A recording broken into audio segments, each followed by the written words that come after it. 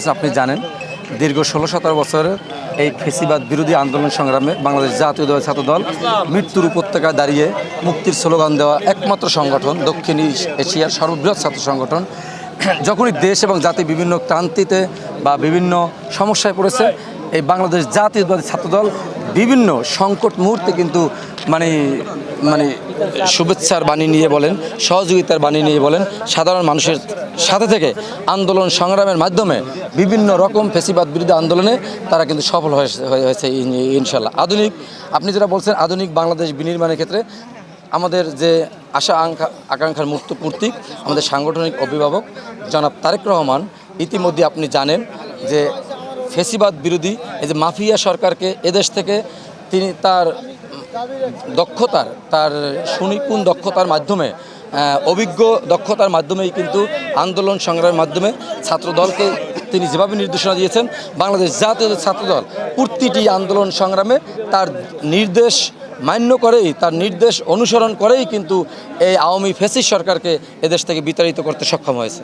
আপনি জানেন ইতিমধ্যে আওয়ামী ফ্যাসিস্ট সরকার বিভিন্ন সময় আন্দোলন সংগ্রামকে প্রতিহত করেছে এবং তারা অনৈতিকভাবে আমাদের নেতাকর্মীদের উপর বিভিন্ন হত্যাযজ্ঞ চালিয়েছে, হামলা করেছে, আহত করেছে।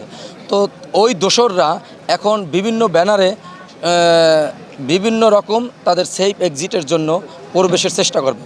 ইতিমধ্যে আপনারা জানেন আমাদের সংগঠন থেকে বাংলাদেশ জাতীয় দল বিএনপির পক্ষ থেকে সুস্পষ্টভাবে বিবৃতি দেওয়া হয়েছে, কোনো অনুপ্রবেশকারী যাতে এই সংগঠনে না ঢুকতে পারে, কোনো অনুপ্রবেশকারীদের কেউ যাতে জায়গা না দেয়, স্পষ্টভাবে বলে দিয়েছেন। যদি কেউ কোনো আওয়ামী ফ্যাসিস্ট থেকে শুরু করে কেউ যদি এই সংগঠনে যদি কেউ অনুপ্রবেশ করে, অবশ্যই সাথে সাথে যে কোনো তথ্য পাওয়া মাত্রই সাংগঠনিকভাবে এই দল থেকেই ব্যবস্থা নিচ্ছেন এবং ভবিষ্যতে নেবেন।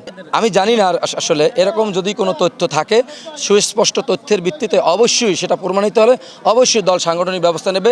বাংলাদেশ জাতীয়তাবাদী দল দীর্ঘদিন আন্দোলন সংগ্রাম করেছে, রাজপথে লড়াই করেছে, 16 বছর অত্যাচার নির্যাতনের মাধ্যমে সেই ছাত্র জনতার গণ অভ্যুত্থানের মাধ্যমে কিন্তু আমরা আজকের বাংলাদেশের দ্বিতীয় স্বাধীনতা লাভ করেছি। এই ছাত্র জনতার গণ অভ্যুত্থানকে ধারণ করেই অবশ্যই আমি মনে করি বাংলাদেশ জাতীয়তা দলের প্রতিটি নেতাকর্মী সচেতন আছেন। কোনো নেতাকর্মী এবং এই দলের কোনো অঙ্গ সংগঠনের কোনো নেতাকর্মী অন্ততপক্ষে আওয়ামী ফ্যাসিস্ট সরকারের কোনো দোসরদের এখানে কেউ সহায়তা করবে না, কেউ জায়গাও দেবে না ইনশাল্লাহ। আপনি জানেন যে আওয়ামী ফ্যাসিস্ট সরকার এবং তাদের দোসররা এদেশ থেকে কোটি কোটি টাকা অবৈধভাবে কিন্তু হাতিয়ে নিয়েছেন এবং টাকার এক প্রকার টাকার পাহাড় তৈরি করেছেন তারা, কালো টাকার।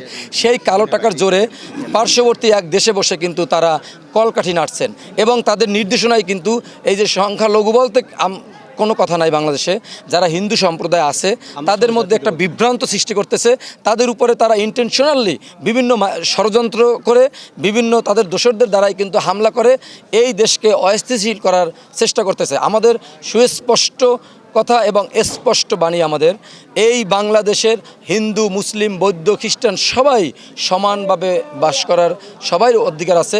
আমাদের দেশ, আমাদের জনাব তারেক রহমান কিন্তু স্পষ্ট বলেছেন যে সংখ্যালঘু বলতে কোনো কথা নাই। তারা আমাদের এই দেশেরই মাটিতে বড় হয়েছে, এই দেশেরই ভোটার, এই দেশেরই জনগণ, এই দেশের আলো বাতাসেই তারা কিন্তু বড় হয়েছেন। আমাদের মতো তাদেরও সমান অধিকার আছে এই দেশে বসবাস করার, এই দেশের মৌলিক অধিকার ভোগ করার। আমাদের স্পষ্ট কথা, এই দেশের আমরাও যেভাবে মানুষ তারাও সেরকম মানুষ। আমরা চাই প্রত্যেকটা জাতি, বর্ণ, গোত্র নির্বিশেষে সবাই সমান অধিকার ভোগ করে সুশৃঙ্খলভাবে এবং নিরাপত্তা নিয়েই এই দেশে বসবাস করুক, সেই আশা আমরা ব্যক্ত করি। বলতে চাই আন্দোলন সংগ্রামে আপনারা জানেন, যারা মিডিয়ায় আছেন তারা অনেকে অনেক সত্য তুলে ধরতে পারেন নাই, অনেকে চেষ্টা করেছেন। তো আন্দোলন সংগ্রামে যারা রাজপথে ছিল ইতিমধ্যেই কিন্তু জনাব তারেক রহমান আমাদের যে সাংগঠনিক অভিভাবক, উনি কিন্তু এই আন্দোলন থেকে শুরু করে বিগত দিনের আন্দোলনে যারা আহত হয়েছেন, নিহত হয়েছেন, প্রত্যেকটা পরিবারের খোঁজখবর নিচ্ছেন নিয়মিতভাবেই এবং তিনি বলে দিয়েছেন তাদের জন্য ভিন্ন সেল গঠন করা, অন্তত প্রতিনিয়ত বা তাদের নিরাপত্তার জন্য, তাদের আর্থিক সহায়তার জন্য কিন্তু তিনি আগে থেকেও করছেন সহযোগিতা, এখনও করতেছেন এবং নেতাকর্মীদের কিন্তু তিনি নির্দেশনা দিয়ে দিয়েছেন যারা আহত হয়েছেন নিহত হয়েছেন প্রত্যেকটা পরিবারের খোঁজ খবর কিন্তু তার তত্ত্বাবধানেই কিন্তু বাংলাদেশ জাতীয়বাদী ছাত্রদলের প্রতিটি নেতাকর্মী রাখছেন। এবং যে কথাটা বলতে গুরুত্বপূর্ণ একটা প্রশ্ন তুলছেন যে যারা আন্দোলন সংগ্রামে ছিল, এই ফ্যাসিবাদ বিরোধী আন্দোলন সংগ্রাম করে করে যারা রক্ত ঘাম শ্রমে রাজপথে ঢেলে দিয়েছেন, অবশ্যই আমাদের সংগঠন তাদেরকে গুরুত্ব দেবে, মূল্যায়ন করবে, সেটা সময় হলেই দেখতে পাবেন। আগে আমরা চাচ্ছি যারা রাজপথে দীর্ঘদিন কাজ করেছে, আন্দোলন সংগ্রাম করেছে, অবশ্যই দল তাদেরকে পুঙ্খানুপুঙ্খানুভাবে যাচাই বাছাই করে অবশ্যই তাদেরকে গুরুত্ব দিবেন এবং মূল্যায়ন করবেন।